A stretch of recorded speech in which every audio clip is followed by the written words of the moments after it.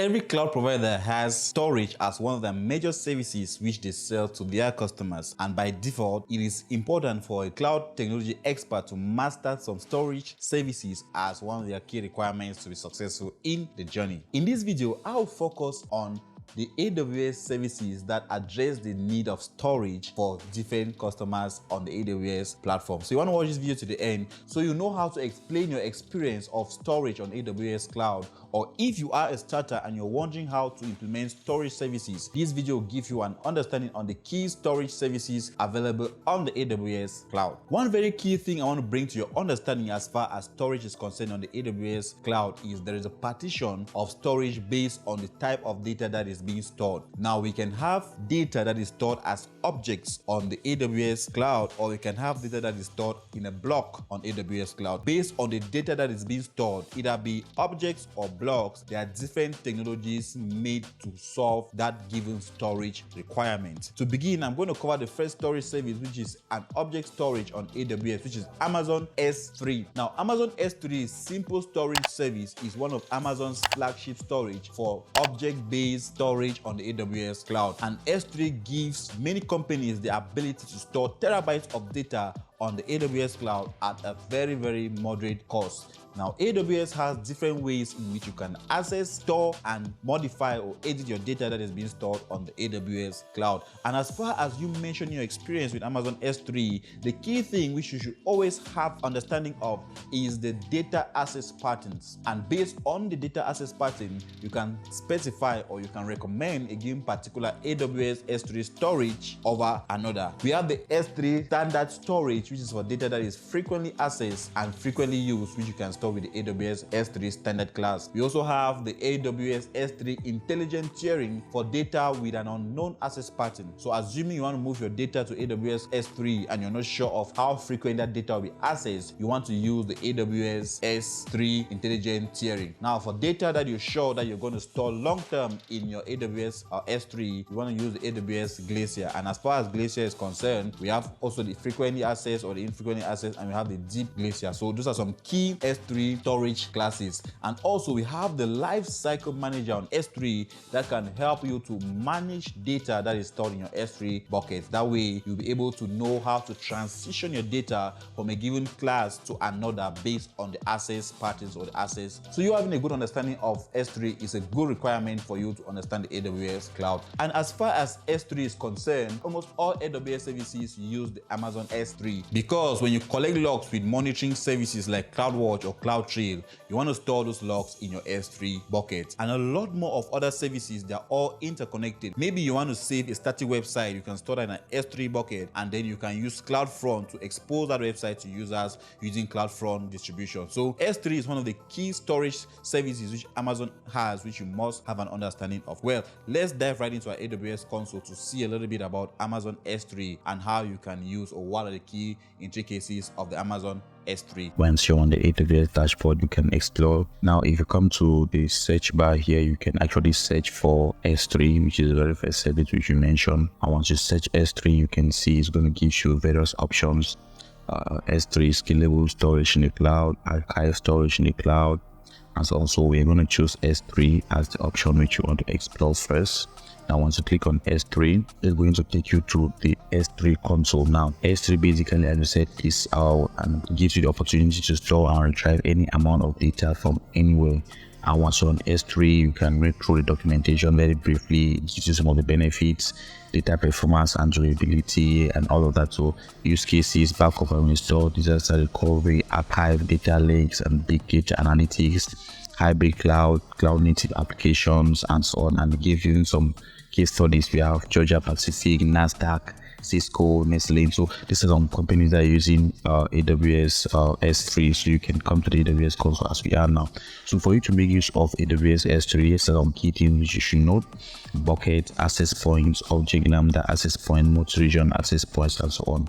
So for you to create a bucket on S3, all you need to do is just click on create bucket, and it's going to give you some information to fill. So you need to give a bucket name, and bucket names on S3 are unique. That means no two buckets on the AWS console or AWS platform are supposed to have the same name. So let's just give a very random name, DevOps. Let's give it a simple name, DevOps with mic, DevOps and mic, S3, bucket, Oregon region. So this is saying we're going to be creating a bucket, and like I said, bucket name must be unique within the global namespace following naming rules. So you can check out naming rules, and then when select, you specify the AWS region where you want to create the bucket. If you have some existing buckets, you can copy bucket settings and then you configure it once creating the bucket.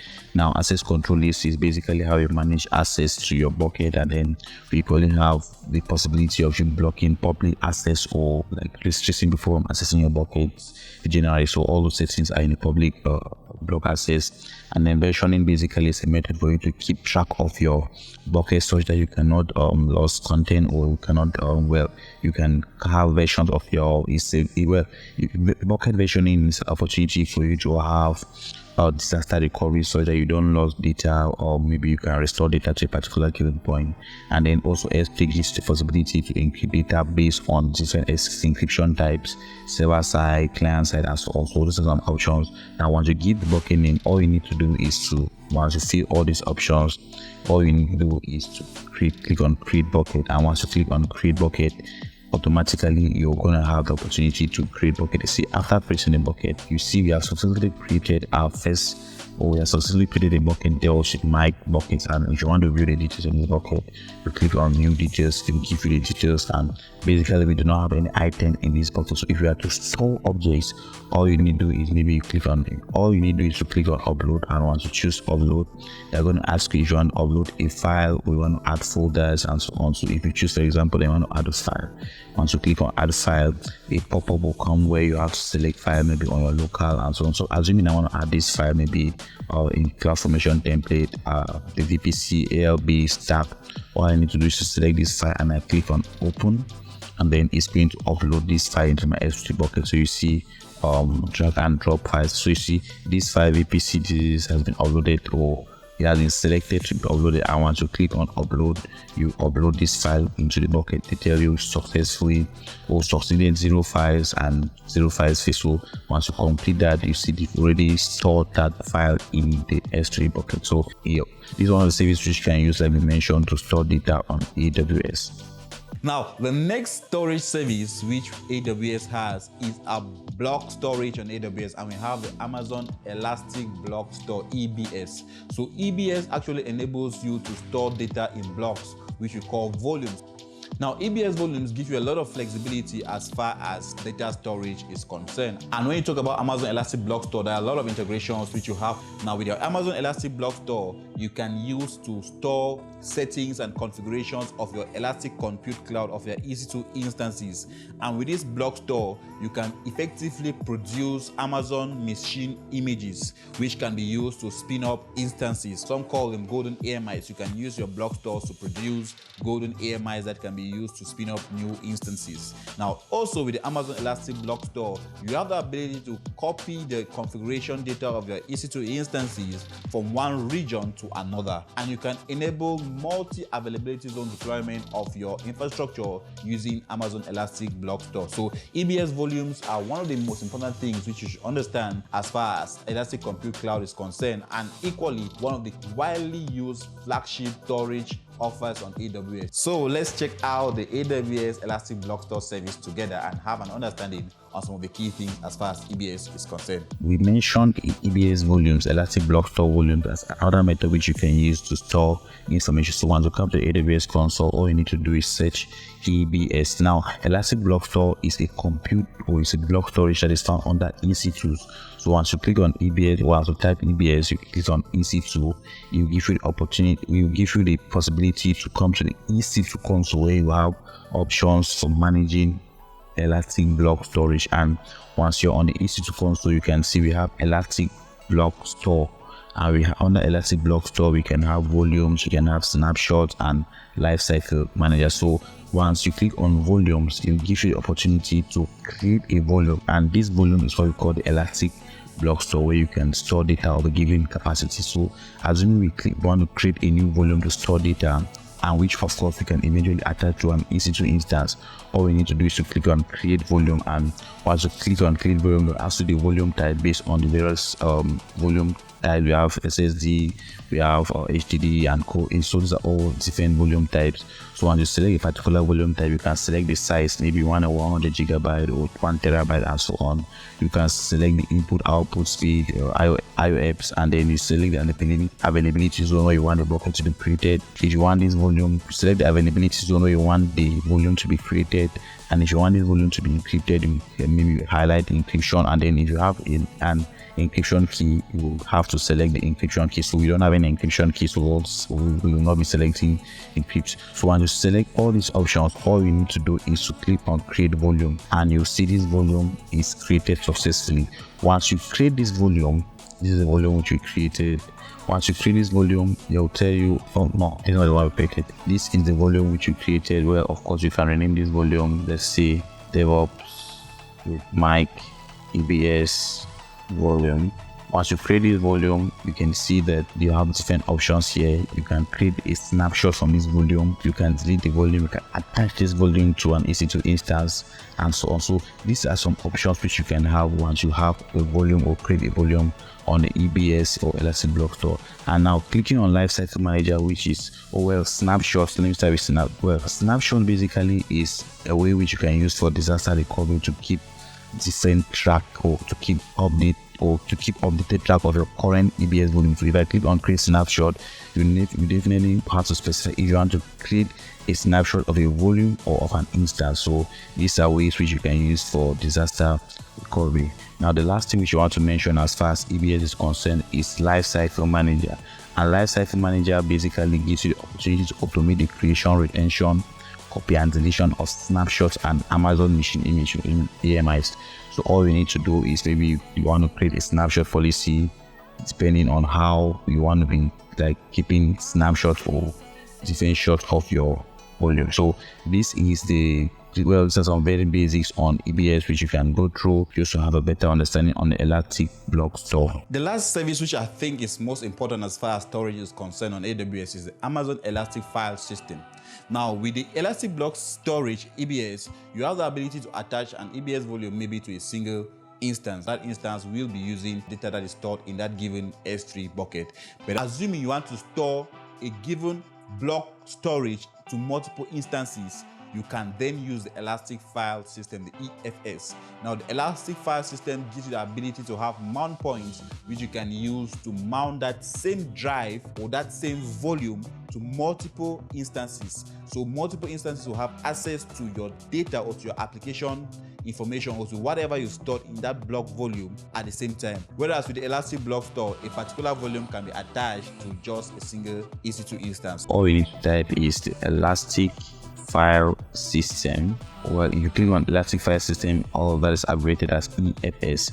Now EFS is a managed file storage for EC2. So like I said, the difference between EFS and EBS is with EFS or with the Elastic File System, you can attach to multiple EC2 volumes, while with the EBS you can attach only to a single EC2 volume. And Elastic File System is a scalable Elastic Cloud Native network file system. So it gives you the ability to create a volume or a storage that can be accessed by different resources in a network. So you can see different benefits, related services, data backup, AWS, Fargate, Lambda, data transfer, and so on.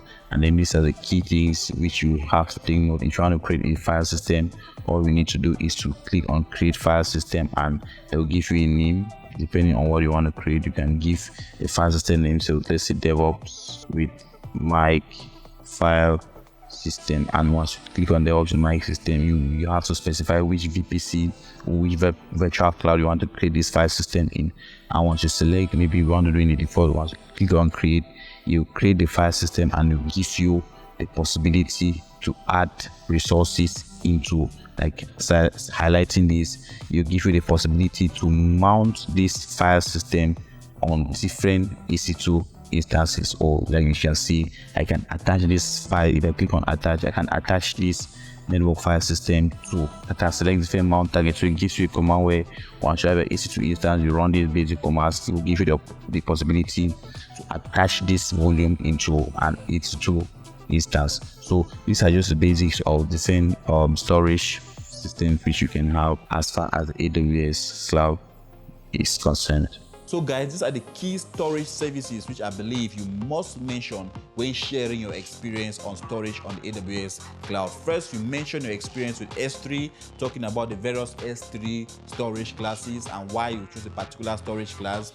And then you go on to talk about the Amazon Elastic Block Store, the EBS volumes, and how you've created EBS volumes, how you've been able to convert those EBS volumes to Amazon machine images, and how you've equally used those images to spin up new instances. And lastly, you want to talk about the Amazon Elastic File System for the management of different or for the synchronous mounting of the same volume to multiple compute resources. So guys, if this is your first time coming across our content, hit the subscribe button, get subscribed to our channel, and also check the channel description for the link to my DevOps community, where you access a lot more other resources that will make you effective in your journey on the AWS cloud. Also, you want to check the other videos in this series because this series exposes a lot more AWS services that you can use, or AWS services which you must master if you're starting your journey on AWS, or the services you must say, or well, you must demonstrate experience in when going in for your technical interviews while using AWS as a cloud service.